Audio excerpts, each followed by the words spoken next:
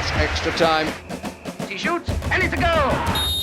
Hello and welcome back to Extra Time. As you know, we're now coming at you both as a podcast, so make sure that you subscribe to the podcast, and on YouTube. So if you enjoy this video, make sure that you subscribe to the channel and drop us a like. I'm Patrick Van Straten, and today I'm joined by Chris Hamill. Hello, Chris. mate. Hi, and Zach Jelleb. Hi, Zach. Bonjour, welcome to my bedroom. You can see my bed. Hi. And everything. How are we doing? I can't really see your bed past all the hair that surrounds your Yeah, face right don't. now. It's really bad. Like, it is terrible right now. It's not that bad. I don't know, man. It's really unruly. I feel like an animal. So much testosterone. It's just Showing everything's off, if like anything. fully connected as well. Like, whereas previously I'd have like a bit of a fade here, so you wouldn't necessarily see it as connected. It's just hair and then a bit of my face. That's it. It's not great.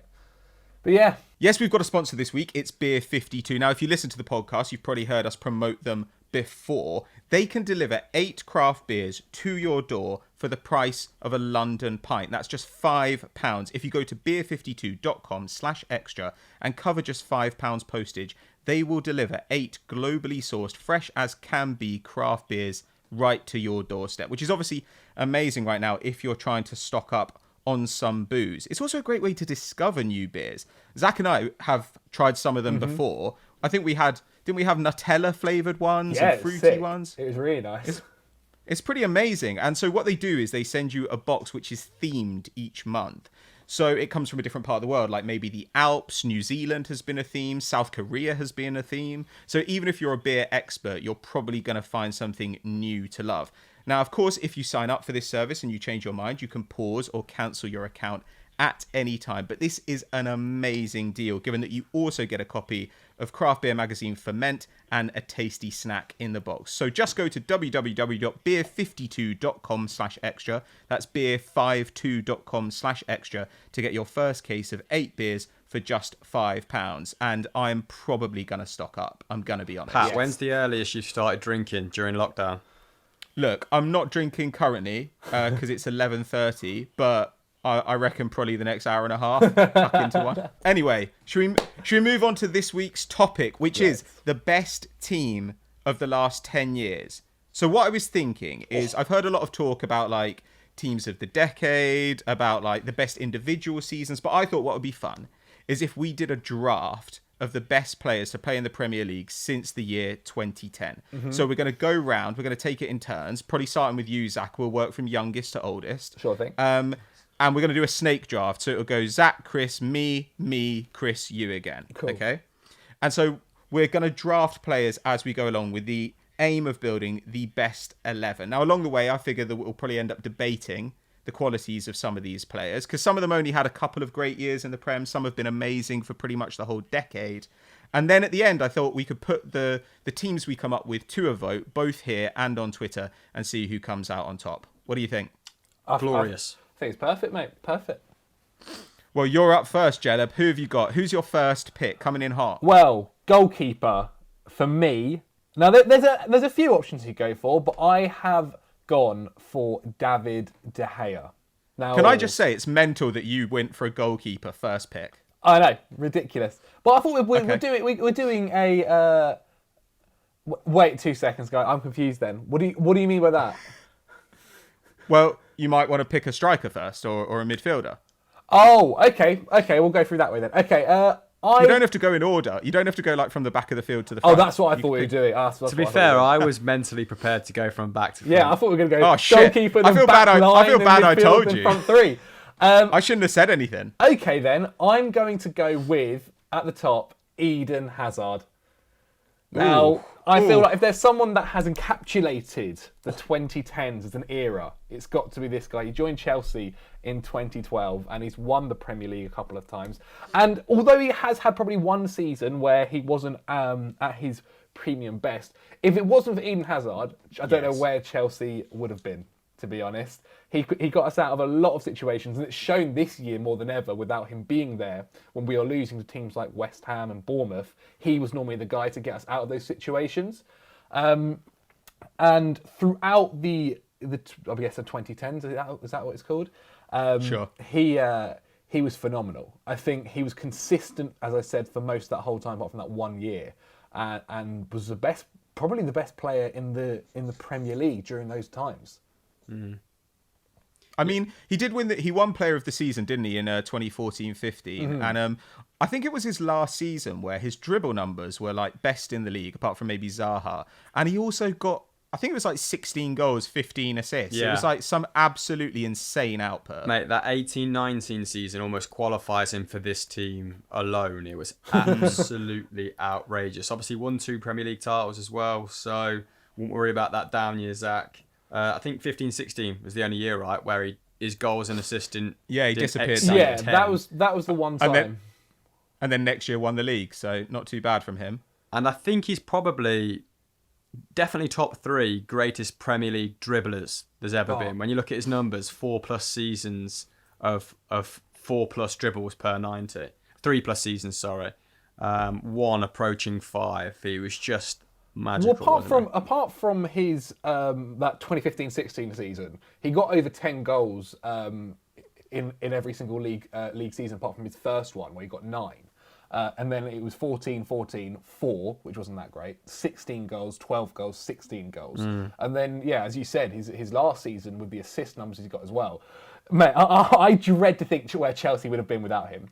And considering I love to think where Chelsea would have been without him. No, it would not be good. Considering we only spent 30 million euros back in 2012 as well. He's an absolute great acquisition. And it's kind of sad, I guess, seeing what's happened with him at Real Madrid at the moment. But yeah, I mean, if he's not in anyone's list for the team of the decade, Premier League team of the decade, I'd disagree thoroughly. All right. Well, we've got 33 players to cover here, guys. So let's go on. Let's go on to Chris. Chris, who have you got? Yeah, because I started doing my research from back to front, I went with a 4-3-3. My more detailed entries are going to be in that area of the field. I was pretty much scrambling round with regards to the forward line, but I feel like in the Premier League, the forwards sort of pick themselves right, and we don't actually have to justify them all that much.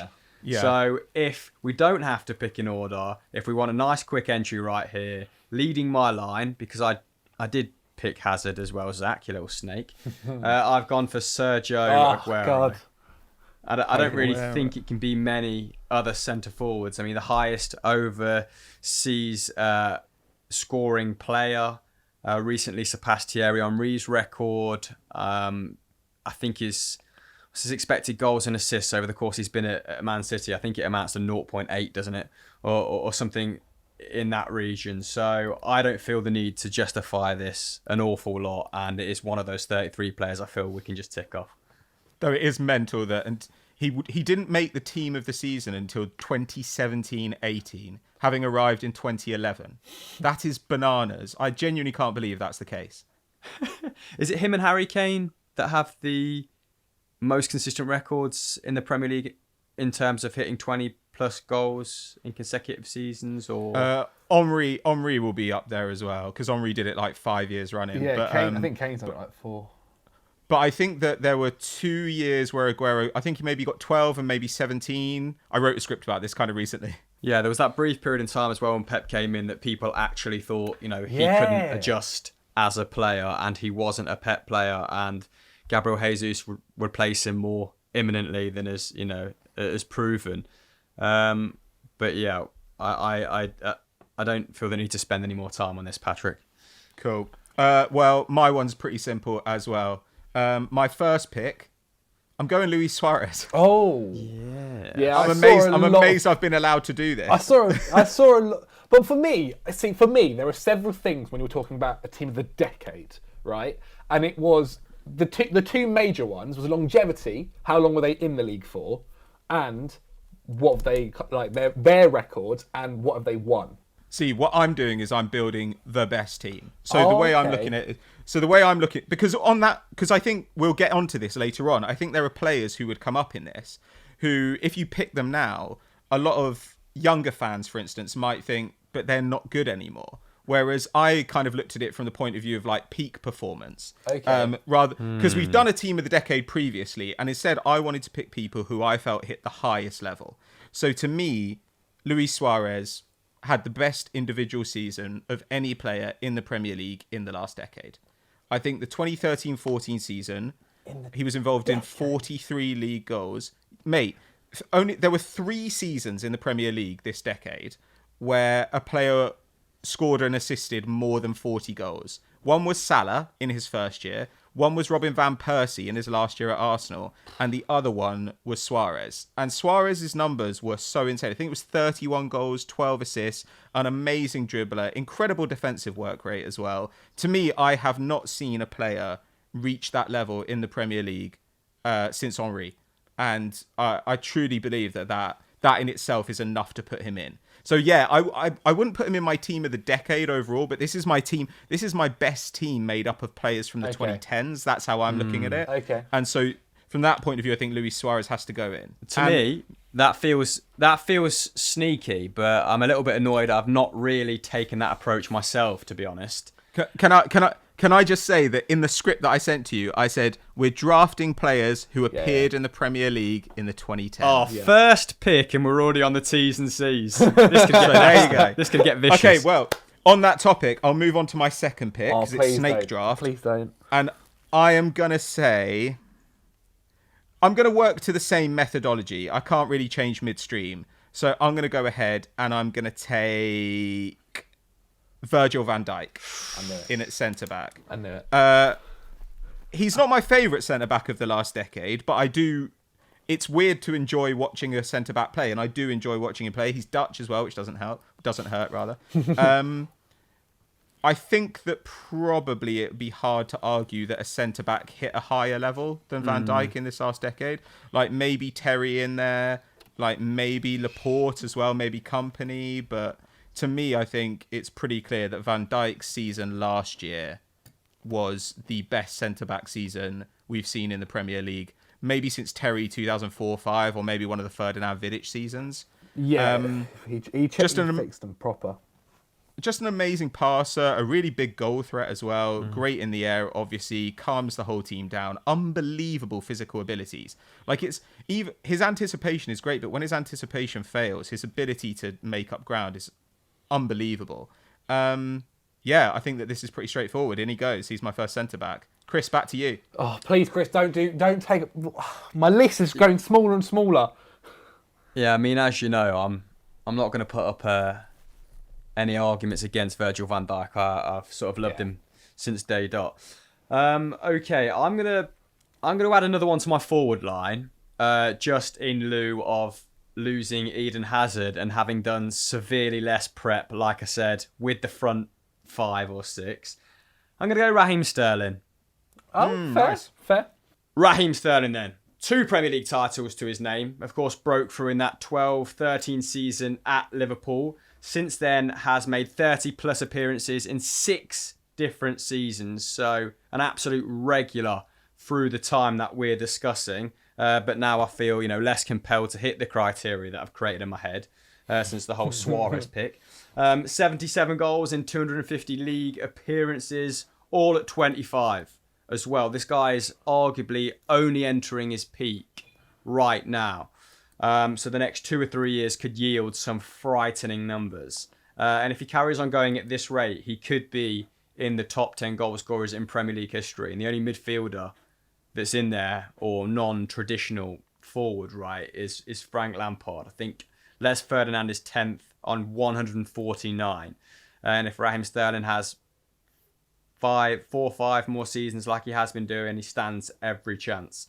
So yeah, I think there's not many wingers in world football right now, or inside forwards, that I'd opt for over Raheem Sterling.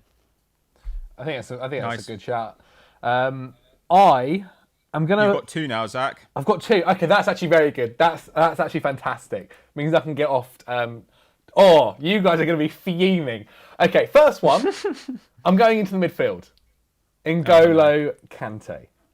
Damn. Now, as we've said, to be honest, a lot of these players do. They speak for themselves. But there aren't many players that can go from winning the league with Leicester to then moving to Chelsea and also winning the league. I mean, it's also at the moment I've got a lot of Chelsea players and I'm wearing a Chelsea shirt, so it's quite biased. And it doesn't really change, to be honest. But he has been so consistent over the past 5 years now. I mean, he played 33 games whilst at Leicester. He's played basically 30 plus games every season apart from this season, which is where we're probably maybe starting to see that impact of playing so consistently. And even last year, when he was under a manager who didn't necessarily want to play him in his ideal position, he still was one of our best midfielders in playing in a position which wasn't necessarily suited towards him. And I think just during this whole time of the 5 years, there's not really been a player in midfield doing what he does that's been better than him in the Premier League at all.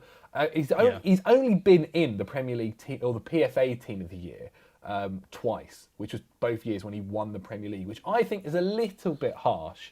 However, during that time as well, Chelsea have been up and down. But no matter whether Chelsea are playing fantastically or whether Chelsea are playing badly, N'Golo Kante is always giving at least an 8 out of 10 performance every single time.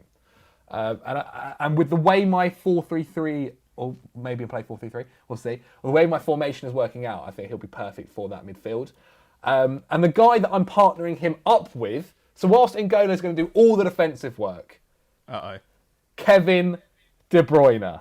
Oh, you're so annoying, Jelle. Again, Kevin speaks for himself. And in every single one of City's fantastic seasons that they've had over the past couple of years, arguably the best standout player is Kevin De Bruyne in each one of those seasons, and he can do it all. I mean, he goes from when City need a goal, coming out and finding one, and also picking out the balls which are ridiculous season on season. And another ex-Chelsea player. So currently, I've just got a team full of Chelsea exes and currents. So hopefully, my next couple of picks will be okay. But yeah, I mean, as we've said with most of these players, Kevin kind of speaks for himself, and so does Kante. And I think really, I would have maybe waited to say these picks later on, but I feel like with the way we're playing this game, I need to get them out of the way now. Yeah, I felt pressure there to pick KDB because I've just had the realisation that I'm sandwiched in between double picks.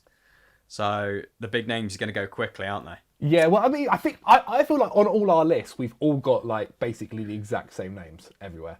Yeah. It's about the order you pick them in, though. Yeah, exactly. Like, there's a couple of names which I don't think people have got. I've got a couple of safeties. Yeah, well, we'll have to go. I mean, it's over to you now, I guess. I'm hemorrhaging players. Absolutely hemorrhaging players there. Come on, Chris. Who you got? I'm going to opt for this guy because he's balanced. He's a wizard. It's David Silva. He's won titles under 3 different managers. World and Euro champion with his country, although it doesn't really apply here, does it? But between 2010 and 2018, he scored or assisted 123 goals. In that period, he was in the top 3 midfielders in the Premier League, arguably, most seasons. Unbelievable consistency, assisting 10 plus goals in 3 separate seasons. I'd love to see his second assist numbers as well. I bet they're absolutely formidable. 13 domestic titles in that time as well. He's having a bit of a renaissance this season. Looks set to contribute, over 15 league goals again in his very limited amount of minutes, which is mightily impressive at 33 now? So yeah, David Silva. Probably, people have had more outrageous seasons, but over that spread of time, I think very few rival his output. Nice. Good pick. Okay, right. So I've got 2 now. I'm going to lead because I think there are some zones on the pitch which actually are a little bit thin. I'm going to kick off with Cesar Azpilicueta at my left back slot. Interesting. Because I think that actually there are very few people who competed at a high level for a long time. I mean, there are good individual seasons. So there are. I'm kind of using your criteria for this one. I think Azpilicueta has been the outstanding fullback in the Premier League over the last decade, maybe along with one other guy. On obviously can play in both positions, has been an outstanding defender in both positions, has been excellent in a back three as well as a centre-back. An amazing passer. I think he completed the most passes per game in Conte's team, rarely beaten, has just been an incredible servant for Chelsea for a pittance. I mean, what was it, like 12 million or something they paid for him out of Marseille? And he's called Caesar. And he's absolutely fantastic. So he is going in at my left back slot. And now I've got a little bit of difficulty. Because I'm tempted to go... Oh, you guys have gone for midfielder, so I wonder if I should go for a midfielder. Yeah, why not? I've actually got more forwards than midfielders on my list. So I'm gonna go for Yaya Toure, middle of the park. Got to get Yaya Toure in. I didn't pick him just because I assumed you would. Yeah, thank you. Well, he probably, again, I think that maybe obviously not from a defensive point of view, though he was a very good defensive midfielder at times. I think he probably had the best all-round midfield season of any Premier League midfielder in the last decade. The ability that he had to protect the back line and then go forward and put up huge creative numbers. I mean, 20 league goals in the 2013-14 season. I mean, that is the reason that City pipped Liverpool and Suarez to the title. That combination with whoever it was, like when he played with De Jong, he was great. When he played with Barry, he was great. When he played with Fernandinho, he was great. He just was an incredible player. And also, I remember when City always had a roster of incredible attacking players. But whenever they were in trouble, their plan was always, let's just get Yaya Toure forward and see what he does. And his ability to just drop bombs from like 20 yards out, just smash into the top corner, was almost unmarkable. So yeah, to me, I think I could go on and on about it, but there's no point. Yaya Toure in the middle of the park. I'm going to come in very quickly with a name you just mentioned there, and Fernandinho. Nice. Just because he might not have been, in anyone's top 3 or 4 picks, but I think he's going to bring a balance to my team that not many of the players can, maybe in the same way that Kante has for your side, Zach. But I would argue that he's much more versatile. He played 30 plus games in his first 5 seasons, so he's just been an ever-present at City, barring a couple of niggling injuries that he appears to have shaken off inexplicably at the age of 34. I think he's actually clocked up the 4th most minutes in the City squad this season. And the thing about Fernandinho is that people are only just appreciating now, I guess, is that he has been different players in different seasons to suit different needs and has done them all extremely well. So in 15-16, 5 tackles and interceptions. In 17-18, 87 passes per game with a 90% pass accuracy. 13-14, contributed to 8 goals from deep, as well as putting up 1.2 key passes a game. And he supplemented this with, over a dribble a game in 2 different seasons. This season, almost 5 long balls a game. He's just worked so hard to be as useful as possible to his team, to plug gaps in the team wherever is needed, that I simply could not leave him out. He personifies what it means to be not just a team player, but so technically gifted that he's willing to sort of forego his more natural instincts to benefit the starting 11. Okay, guys, so considering I've got my doubles again, which does help me out massively for this, I'm going to go with Vincent Kompany. Now, shitter. During the past decade, he has arguably been, from the second he joined to the time he left Manchester City, he was arguably one of the best defenders in the league. And I think, as we've said earlier, I also had VVD written down, but you've taken him, so I can't do too much there. But just through longevity, and in my head, when we do a team of the decade, there are 3 factors. It's like his own record, longevity, and titles that they've won. And basically, Kompany ticks all 3. And he's been part of the Manchester City machine when they've been buying players for 60 million, 70 million pounds and euros. And Vincent Kompany, who was bought for much less than that, has been able to stick to his position, captain side, and arguably been one of the best players in that side that entire time, and has been kind of has helped City kind of progress through the years from that 2012 winning side where they had all those kind of players to the more expensive KDB, Sane, Raheem Sterling side, which we know them to be now. And I don't know whether Man City would be in the exact position where they are without him. And you've seen them struggle to replace Vincent Kompany. They've spent lots of money on other defenders, which haven't necessarily worked as well, apart from Laporte really working. And we've even seen this year, John Stones not working as well. Whereas Vincent Kompany, unfortunately, when he had his injuries, was terrible for City. Because they just had no one to fill the gap. That's how important he was. And we saw it last season when he scored that worldie of a goal. When it mattered, when they needed him. How many times has he scored against Manchester United in the derby? And then the goal last season where he essentially wins in the league. I think he's fantastic. You know what? He's also my captain in my side as well. Now, I'm going from defence to up top. It is Mr. Harry Kane. Now, I've said this one more so that you guys can't get him after. But his record speaks for himself. He's been unbelievable over the past, 5 years now. He's played over 30 games, 4 seasons running, 4 seasons since 2015. And in the last 2 seasons, he's played 20 and 28 games. And in those seasons, he's had over 20 goals in 4 separate seasons, apart from this year where he's had his injuries, and even before that where he also had his injuries. So that is the one worry that I have about Kane, is his injuries. However, for a goal-scoring striker, he's the perfect option, especially if you've taken Sergio Aguero out of the books. The only real one that's left is Harry Kane, and he's been playing in the Premier League since 2014, really. So he's been there throughout all the years. He's had 6 solid seasons in there, and he's also been the PFA Team of the Year twice. I'll come in then, and I'm a little bit conflicted. I'm conflicted because when you say Premier League Team of the Decade, you instantly think of David De Gea in goal. Oh, you're going goalkeeper. Now, if we can go off the back of individual seasons, then there's actually a plethora of goalkeepers, isn't there, of a similar calibre who have reached similar heights.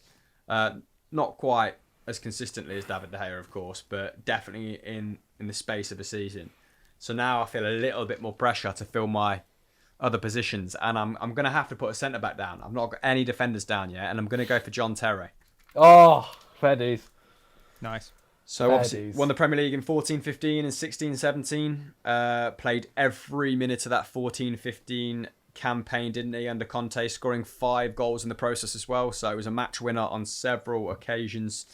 And whilst he was better in the previous decade, there's no doubt about that.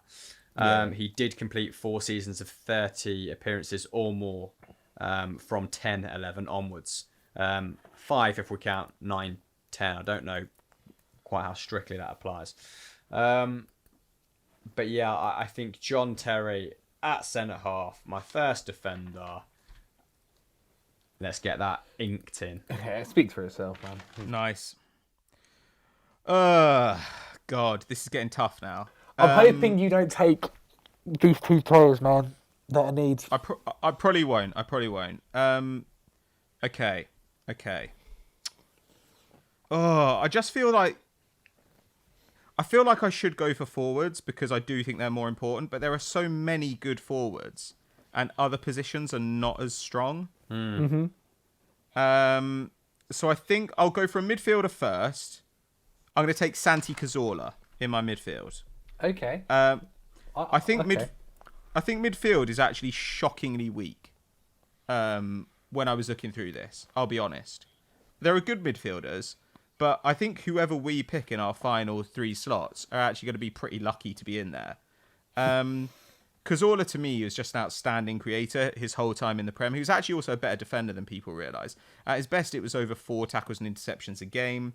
Obviously, huge creative ability. First season, came into a side which had just lost Robin van Persie, and I think he got 12 goals and 11 assists in his first season. Whenever he played for Arsenal, he was an unbelievable press breaker. Moved again. It's kind of similar to what you said about Fernandinho, Chris. At first for Arsenal, he was playing on the left in a 4-2-3-1. He also played as a 10. He also went into the 2-man midfield. He also then played in a 4-3-3. Like, he did whatever needed to be done. And when he was there, Arsenal's attack was always good. Like, it was just always good. That regardless of what else was going on, he would create from deep. The combination of him and Ozil and Sanchez was unbelievable. And Ramsey as well. And he managed to do it without making the team defensively weaker either. I think that all our defensive weaknesses at the time often got blamed on the fact that we were playing a lot of attacking players. But actually, I think it was just a structural issue with Wenger sides. And I truly believe Cazorla is a bit of a forgotten great over the last decade.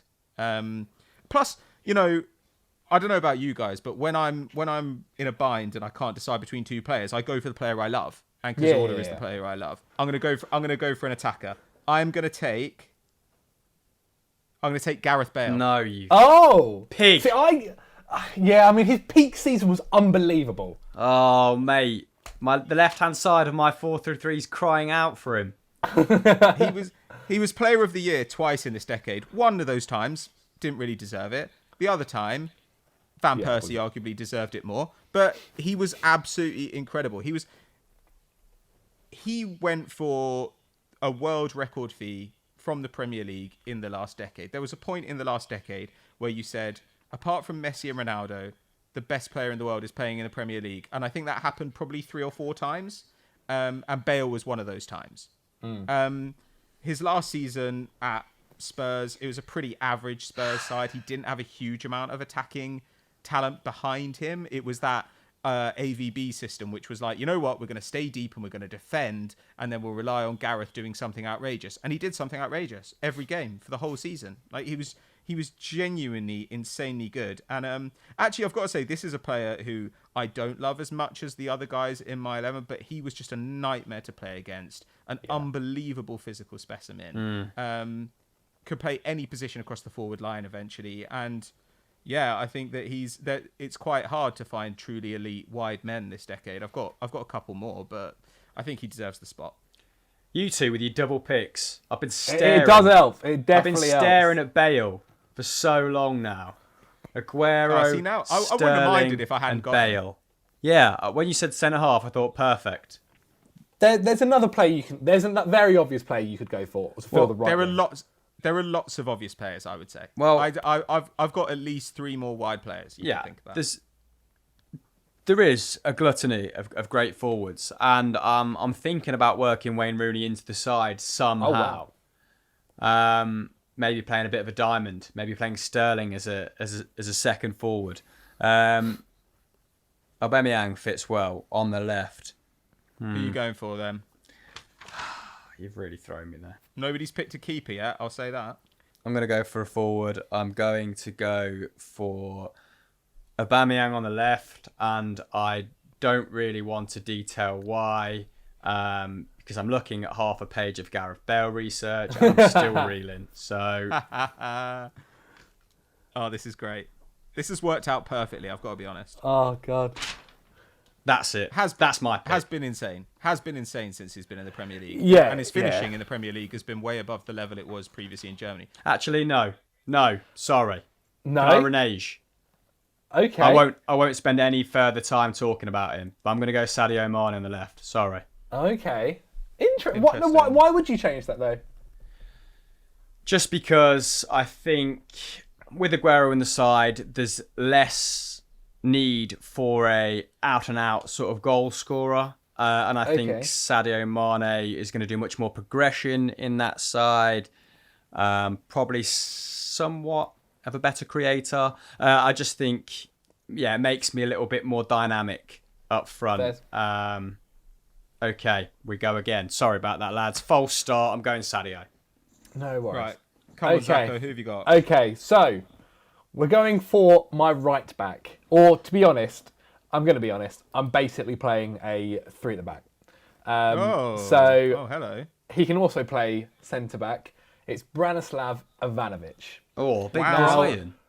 He was ridiculous, especially when he was playing right back. Now, when we brought him in at Chelsea, he was originally meant to be a centre back, but then because obviously we had such great players playing that position already, he had to fill in at right back for us after the legend that was Bosingwa. and The eyebrow. Paulo Ferreira as well, who's one of the best fullbacks at scoring goals. He was always there to get Chelsea out of sticky situations. I mean, on numerous seasons he got more than 3 goals. I mean, there's about 4 different seasons where he's got 4 goals, 3 or 4 goals, and his best being 2013 where he got 5. Which isn't too bad. And he was also quite clutch, wasn't he? They were important goals as well. Indeed. Whether it be from outside the box or a header from a corner, they were fantastic. I mean, he played during Chelsea's like peak corner days, where we had such lethal guys in the air. But also defensively, he was fantastic. And I don't really think the one thing you could probably say that he didn't necessarily have was pace, which you probably do need more so now in the modern game than ever before. But depending on what formation I play, I think he's going to be good, and consistency as well. Consistency. I mean, he played from 2010 all the way until 2017, when Cesar Azpilicueta finally went over to right back for Chelsea, and in 6 of those years he played 30 games basically. So he is my pick for the back. Now my forward. Because before any of you guys get him, and then I thought I could possibly go for Diego Costa, because that one season he was fantastic. Yeah. I haven't gone for Diego Costa because there's one player who I thought had a better season, and it's not really a surprise. It's Mohamed Salah. He's going to be playing on my right wing, so my attack will be filled with Eden Hazard on the left, Harry Kane up top, and Mohamed Salah on the right. That's pretty good. That is good. That is good. And to be honest, like, look, if we're going on just one season, his first season for Liverpool in the Premier League, 36 games, 32 goals, broke the record for the most amount of goals in a Premier League season. And even maybe people will say this year he's not been as proficient in front of goal, but I mean he's still got 16 goals and assists as well. So I think he's the perfect fit for that right wing spot in my team. I've just got to now make sure I fill the midfield with the right player, so I'm hoping you guys don't take him. Well, especially because like with Salah this season, I mean, like there's been a lot of praise for Mane. Salah's been involved in more goals and assists than Mane this season. Like he has. Like it's just, I don't know. Like it seems like people will praise Mane and then kind of like criticize Salah when they're normally around the same level in goals and assists, and normally Salah's a little way ahead. Well, I remember we said after the 2018 season, like, don't expect this level forever. Like, we were like, don't expect him to score 32 goals every single season, because that's not going to happen. Like, and the next season he scored 22, which is still ridiculous from the right wing. And this season is 16, ridiculous as well from the right wing. And he's just fit. I mean, I think Klopp, as we kind of said there, has kind of told him, or the way they're playing now is more, be a bit more creative, get more assists, and that's what he's done. I mean, if you think about again how much they bought him for. He's been an absolute steal for them and been fantastic for them. So you guys have both completed your front line. So Hamill, where are you going? I think I'm probably going to strengthen the defence because I have a bit of a midfield ace up my sleeve, I think, that you boys aren't going to pick. So I'm going to hold out and I'm going to go Kyle Walker at right back. Nice. Solid. Pretty much, if we're talking about a player who represents the decade, then Kyle Walker has pretty much been there for 9 of the 10 years, hasn't he? So 10-11, he was at Villa for half a season. Then I remember him getting called back because Alan Hutton was loaned out to Sunderland, I believe. And then in 11-12, he just made that position his own, didn't he? 37 appearances, won Young Player of the Year, PFA Young Player of the Year. So really didn't take any time at all. I mean, barring a few loan spells in the Championship, which were productive. Didn't take much time at all to assimilate to Premier League life. Has never been the creative force that I think some thought he might turn into. I think his highest assist count in a season is 6. But I think he's become, particularly under Pep, a much more well-rounded, intelligent footballer than a lot of people anticipated. He can often come inside, can't he, as part of a midfield unit to sort of complement the more explorative left back in Ben Mendy or Zinchenko or whoever's playing there. Team of the Year 3 times, 2 Premier Leagues, 4 cups in that time. More importantly, got out of Spurs at the right time. And yeah, I don't think, barring Azpilicueta, with the criteria I've used, there's many better candidates. This is getting tough now, I've got to say. This is getting pretty difficult. I'm just trying to think of I'm now just trying to think of players who I can't work out whether I want to do 3 at the back or not. I'm committing to a 4-3-3. Married to the 4-3-3, yeah. I think I'm about to make Chris very angry Oh no. because I've got my last midfielder. Oh good. And to be honest, I'm going for this mostly because I think things are getting quite thin Did in he the middle play of the park. midfield just exclusively towards the end of his career?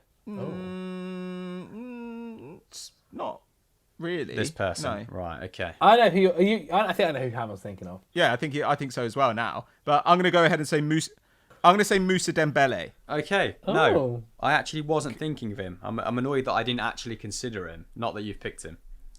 Well, I think I need some balance in the middle Yeah. of the park.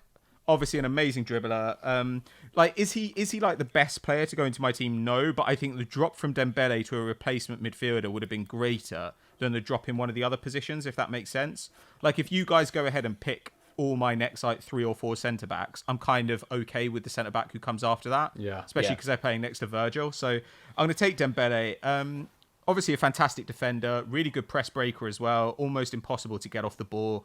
Really intelligent. Played actually in that number 10 position, if not in the number 10 role for Spurs, where his job was to go and press the back line. He also played deeper later on in his career. And really, it was only injuries which eventually dropped him off the top level. Before that, I think he was one of the most reliable players in the Premier League. I mean, was completing winger levels of dribbles in the centre of the park, which is absolutely unheard of. And was also, I think generally tended to lead Spurs for pass completion, just really reliable on the ball. So I put him into the middle of the park along with Cazorla and Toure, which I'm pretty happy with. My final forward I'm going for now. And if I'm honest, I understand why you guys picked Aguero and Kane, and I think those are good picks. But the best centre-forward performances of the last decade came from Robin Van Persie. Yeah, I can see it. However, I'd dispute that. I don't know. I mean, like, his last season at Arsenal was better than any Aguero season or Kane season. Because he was involved in 41 goals. And then the season after that, I think it was 35 at Man United. Yeah, and He's also carried sides, hasn't he? In a way the other two haven't to. The year before that, he played half of the available minutes in the Premier League. Half of the available minutes. And he scored 18... I think he played 1,700 minutes and he got 18 goals and 7 assists. It's absolutely insane. He didn't score his first goal of the season because of injuries until the 1st of January. And then from January until the end of the season, he got 18 goals and 7 assists. But in the interest of balance, I'm not going to put him in. Okay. I'm going to go for an inferior player, but one who evens my team out, and that is Alexis Sanchez on the left. I think because of his drop-off, it's easy to forget how good Sanchez was at Arsenal. His first year, though, 16 goals, 8 assists. Second season, 13 goals, 4 assists. But his third season, which was the year he missed out on Player of the Year because Conte won it when he should have won it the year before with Leicester, he got 24 goals and 10 assists in the league. He played every game. That is genuinely unbelievable from a wide man. And in a pretty dysfunctional Arsenal side by that point. Loads of ball progression as well. As we know, a really willing presser too. I think that Alexis Sanchez on the left and Bale on the right, either side of Suarez. I mean, I'm pretty happy with that as a forward line. Yeah, I mean, you can't really argue. I think all our forward lines, you wouldn't want to come up against them. Let's put it that way. Yeah. All right, Hamill, where are you going? Yeah, I think a lot of this, it's going to be fine margins as the strongest team. A lot of it might boil down to some creative picks in the defensive line, but I'm going to finish off my midfield. So I'm going to go Christian Eriksen. Oh, I didn't even think of him. That's a great shout. Yeah. Quite an attacking midfield. Yeah. Fernandinho is there to bring that balance. Like I said, it's given me justification to deploy kind of 2 roaming 8s, which is a system that both midfielders should be well versed in, particularly David Silva. And as I've made public before, Christian Eriksen's output in the Premier League, very similar to that of Ronaldo's in his stint in the Premier League.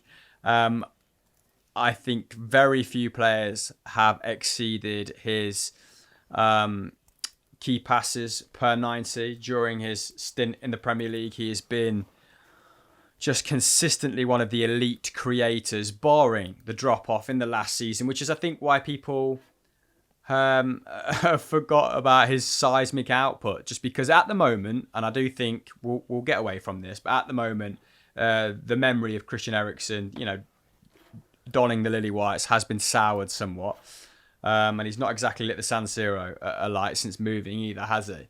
But his numbers, his output, which I don't have in front of me, admittedly, I'm just going off memory here, just absolutely frightening.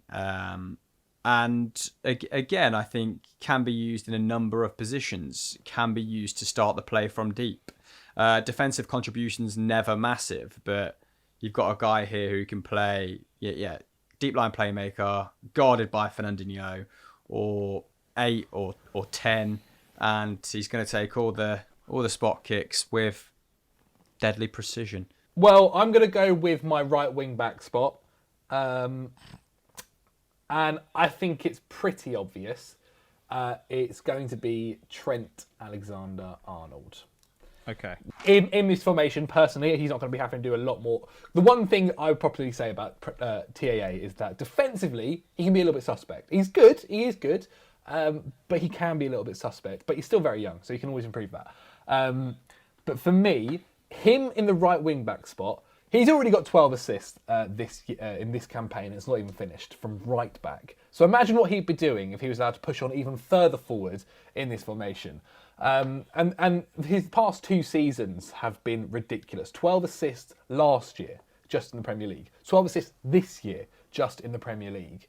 If you add last year's 4 assists in the Champions League and 1 assist so far in the Champions League, he's ridiculous. I mean, he doesn't necessarily score a lot of goals, but that's not what he's there to do. He's there for assisting.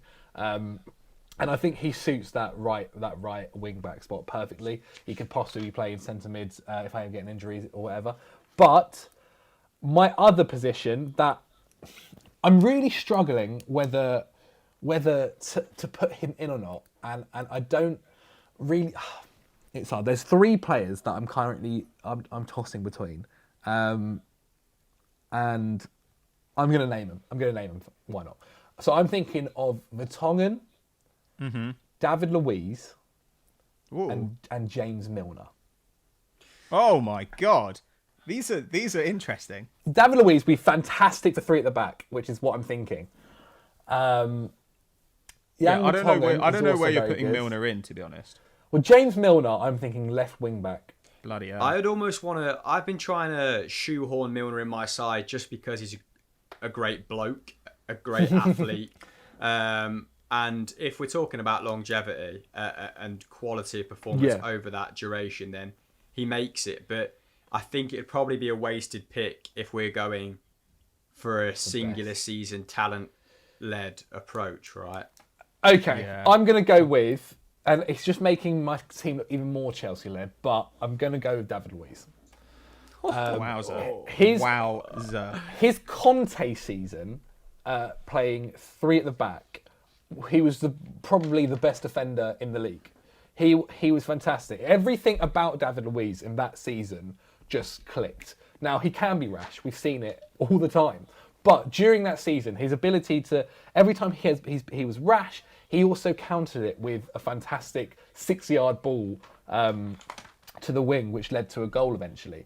And I think in a 3-back formation where I've got Ivanovic, Vincent Kompany, and David Luiz, I think he fits that defence perfectly. Now, mate, is he the best defender, one of the best defenders during the 10 years of the Premier League, of the 2010s? Less so. But in a 3-back formation, and with the ones that are available now, I think that's who I've got to pick. So you're playing Company and Ivanovic either side of Luiz. Yes, or Ivanovic right, Company middle, and David Luiz left. I'd have to talk to him, see what happens. Okay, cool. Talk to him to see what it's happens. interesting. Right, Chris, where are you going? Right, I'm going to keep this quite punchy. I'm going to go Alderweireld to partner Terry. It's probably one of my safer, less inspired picks, but depending on what goalkeeper I get, I'm going to need a really competent passer out from the back. John Terry was fine in that regard. Kyle Walker, fine. But Alderweireld has been consistently outstanding, hasn't he? With his distribution since joining Spurs, breaking into the top 10 in the Premier League for completed long balls per 90 when the other 9 are goalkeepers. He's had certain seasons where he's hit 6, 7, nearly 8. So I think to find that blistering pace I have up front in the form of Mane and Sterling, and to maybe act as a bit of a safety net for Eriksen and Silva not dropping in when they should, I'm going to go for Alderweireld. Right. Well, you guys have done your centre backs, so Yeah. I might leave my centre back for now because it's not a priority pick. So I'm going to do I'm going to move as Peter right back, Okay. and I'm going to go for Andrew Robertson at left back. Yeah, fair enough. That makes sense. I mean, to me, it's Robertson or Danny Rose. They're the only really outstanding left backs of this last decade. Oh, I've got another one, mate. Okay. Well, yeah, I don't know. It's quite hard to think of other like truly stupendous seasons from a left back. So I'm going to take Robertson because I think his last couple of years have been very, very good. Since the beginning of the 2018-19 season, Liverpool have played 67 games and conceded 44 goals. Sounds good. I think that's probably more about their centre-backs and their midfield and their keeper maybe than their full-backs, but their full-backs have clearly been a part of that, and the attacking threat's unbelievable. So I'm going to put him in. And then in goal, I'm going David De Gea. Yeah. Fair. To be honest, I actually would have been happy with my second choice, which was Edison. I also had Alisson down. Yeah. I thought about Hugo Lloris. I think there are lots of good keepers. But yeah, De Gea, I think, is the obvious choice. And yeah, that leaves me just with one slot left at my centre-back position. Chris, back to you. When I was acting strictly under my previous criteria of having to be a fully fledged, Premier League servant, legend, I actually thought Leighton Baines might be a good wild card at left back. Ooh. I mean, there's no way anyone else is going to pick him. But from 10-11, 6 seasons of 30-plus appearances, in 10-11, 16 goal contributions in the league. Obviously did take penalties, did take free kicks, but to be able to entrust them to your left back, pretty handy. 65 goal involvements in the league overall since then. And some outstanding forays into Europe to kind of really solidify his legacy as an Everton legend. I remember in the Europa League in 14-15, 5 goal contributions in 5 games. He was one like their outstanding player. Do I include him now with I've sort of shifted my mindset. Not so sure. Yeah, I'm gonna do it.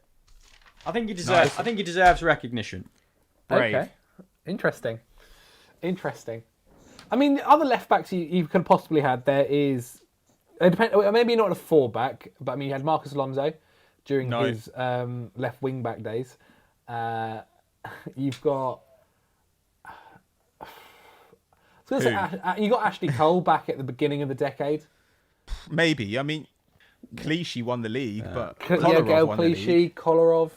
Leighton Baines, I mean, he was the subject of You several got failed Evra? moves from Manchester United, wasn't he? I think there's Evra, but like he was Yeah. better in the previous decade. I'd rather take Cole than Evra. Fair. I think But even still, it's pretty rough. Like that's why I went for Aspi early doors because I was Yeah, like that way multi-positional. I can move in between fullback positions. Fair. Okay, so Zach, what are you thinking, Okay, Zach? so I guess this is me finishing off my team right now. So It is. I need a left mid, but I don't really like my options at like left mid / left wing back. And I really like. I've had him written down since the beginning. Okay. I've had a few. I've had James Milner written down, and I've also had Cesc Fabregas written down. This. I mean, if you go for Fabregas, this is one of the most insane teams I've ever seen. Positionally, I'll go as mental. far as to say that you are ruining your team. Positionally, mental. You know, I'd have to stick KDB at the left wing back position, and and let That is Kante criminal. and We can't allow that to happen. Zach, you've got a back four of three centre backs and Trent Alexander-Arnold. You maniac! What are you doing? okay, I think I'm gonna have to go Jimmy Milner. I think I'm gonna have to go Jimmy Milner Okay. at left Okay. wing back. He complements the side, one, due to his ability to play in different positions and just being such a loyal servant. I think this year and the past couple of years, him being at Liverpool, we've seen how good he's really been. And I think he's been able to really show his experience with this Liverpool side and show just how well he can play at literally any position. Maybe getting a bit on, but I may have ruined my team a little bit if I did go for Cesc Fabregas, as you just said. Goalkeeper-wise, now there were a few, as you said. I think we've also got Petr Cech at the beginning of the decade was still during his peak. Thibaut Courtois. I also feel like there's a shout for Heaton during his unbelievable year for Burnley. And even Joe Or Hart Kasper as Schmeichel, well. even. Yeah, Joe And Hart, Kasper- Kasper and Kasper Schmeichel. I Schmeichel. think they deserve shouts. But I've got to go with Alisson. I've got to. I mean, he alongside Van Dijk, him and Van Dijk basically sorted that Liverpool team out. We said kind of in the year they came runners-up in the Champions League that they really needed a new goalkeeper, and they were so smart. They literally just went out and bought the best goalkeeper they could possibly buy during that year, and he has helped them massively. I mean, he's probably helped them win the league this year. So for me, it's got to be Alisson. So yeah, he's my final pick. Ooh, okay, Chris, coming to you for your final pick. Yeah, I think we need to put respect on Petr Cech's name. Obviously, midway through the 2010s was when he sort of bottomed out. Right, I think in 14-15 made less than 10 starts for Chelsea, and then after that joined Arsenal and was solid, if unspectacular, sort of from there on in. Was still very good around, first 3 years, I suppose, 2010 to 2013. But Edison has sort of changed the game a little bit. I agree. Hasn't Yeah. it? Edison is really pushing what our expectations of what a modern goalkeeper should be able to do. And I think, with the way football is progressing, that a prime Edison is going to be more useful to me than a prime Petr Cech. So I'm going to go for Edison, but Cech has been a better Premier League servant, of course. So I need a centre back. Yeah. I don't know. I really don't know. Because I've got... Okay, here are my three. I've got Laporte, Vertonghen, and Koscielny. I think Laporte has hit the highest level, you're right, but the others have hit a very high level for such a prolonged period of time that I think it more than matches Laporte's best season, if you know what I mean. And also, I think Laporte has had the benefit of playing in an organised system that whole time, whereas Vertonghen and Koscielny played in some ramshackle teams and held them together. Yeah, Koscielny especially. Koscielny especially, man. Koscielny really overcame a rough start to his Arsenal career as well, didn't he? Which it's a good mark of the man. And here's the thing about Vertonghen. I think I put Vertonghen in, and he doesn't hurt my defence. He obviously makes my defence very good, but he doesn't also elevate it. I think if I put Koscielny or Laporte in, there's a chance they elevate it more. I think they're better passers than Vertonghen. And also just more entertaining. So, you know what? Koscielny and Virgil van Dijk is an unbelievably fast centre-back pairing. And like we said, go with your heart. So I'm going to go for Laurent Koscielny in my centre-back position. An incredible servant to the club. So we've got our completed team. Shall I read them out? And then we'll put a little vote on screen, and we'll tweet these out as well so you can decide which team is the best. So starting with Zach. Yeah. Alisson in goal. Yeah. Then your back three is Ivanovic, David Luiz, and Vincent Kompany. Perfect. Then Right wing back, Trent Alexander-Arnold. Amazing. Centre midfield, this is genuinely the best centre midfield. Conte and Kevin De Bruyne. Perfect. Milner left wing back, and then a front three of Salah, Kane, and Hazard. All I'm saying, I'm winning the league, boys. I'm winning the league. I think your if you just hadn't gone for such a rogue formation, I think you might have walked this. I've gone for. I'd have to get Conte as manager. To sort Yes, to, you would. to sort it out. Or late Wenger. Because Yeah. late Wenger, if you've got N'Golo Conte, it doesn't matter. Chris, for you, we've got Edison in goal, Walker, Alderweireld, Terry, and Baines make up the back line. Go on, ladies. Midfield, Fernandinho anchoring the flying eights of David Silva and Christian Eriksen. And then the front line, Mane, Sterling, and in the middle, Aguero. Which side are you playing them on? Is Mane what side's Mane playing Mane's on? left, Sterling's right. Yeah. Interesting. Okay, and then my team, David De Gea between the sticks. Right back, Cesar Azpilicueta. Koscielny, Virgil van Dijk, Andy Robertson.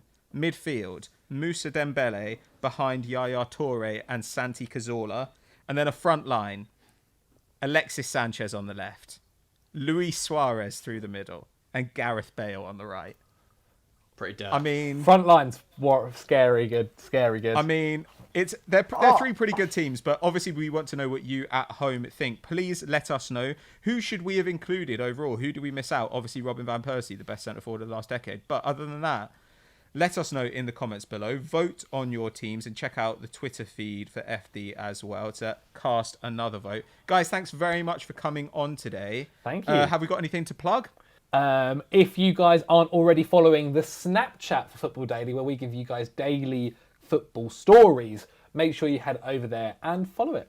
We'd also have released an XI yesterday, a top 10 as well today, and keep your eyes peeled for everything you need to know tomorrow. Our brand new series. I believe we're on episode 4 now, so if you haven't caught up on them, they're a little bit shorter, 6-7 minutes, so go and smash through them now. Great, thanks very much, guys. And thanks again to Beer52. Visit beer52.com/extra. That's beer52.com/extra to claim 8 craft beers for just £5. Thanks very much for watching, and we'll see you next time. Bye. It's extra time. He shoots, and it's a goal.